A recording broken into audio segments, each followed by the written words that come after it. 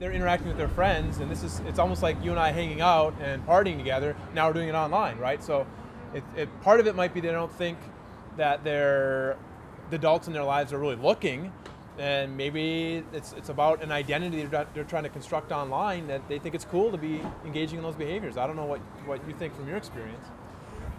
Yeah, I mean, I'm sure there's numerous reasons, numerous answers to that question. I would say if I look back to when I was at the age that I might have been doing that, I think it has to do with identity. It has to do with, making other kids think that you're a certain way, that maybe giving you a cool factor amongst your friends if you post something that's totally outrageous online. You get the attention, and sometimes they're desperate for any attention whatsoever. Absolutely. I think it's about insecurities, without a doubt. And why do we do anything in public?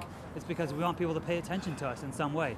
We want a little bit of attention that we're lacking maybe from traditional institutions in our life, such as family, such as church, such as school, such as other mentors, that really haven't stepped up. So yeah, we put ourselves out there online, and we hope to get it there.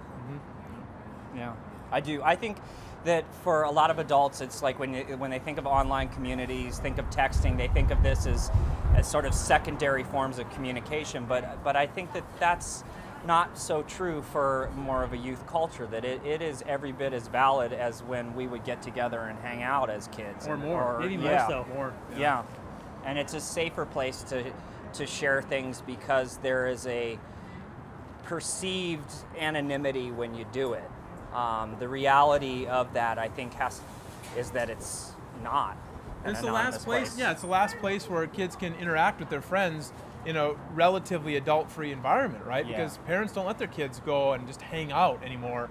But yet online, it's like we're free to do whatever we want, and mom isn't always all over our shoulders, so we can experiment with different identities and different behaviors. And but the problem is, as you mentioned earlier, there's a record of that, and eventually it's going to come back. Whereas if we were hanging out on the street, smoking a cigarette, and nobody usually found out about that, or maybe it was our parents, now, there's that record, and people are going to find out about it, and it might impact our future. Yeah. I actually wonder, if we could fast forward 20 years from now, with how keeping these kinds of online diaries and all sorts of different forms of media, how that's going to play out in politics of the future. Oh, yeah. Because nobody is going Nobody's going to be clean. Nobody's going to be clean. Nobody's not going to have something somewhere from the past. And maybe our economy will get increasingly competitive, and those people who are clean, somehow, they're going to be rewarded with the fantastic opportunities.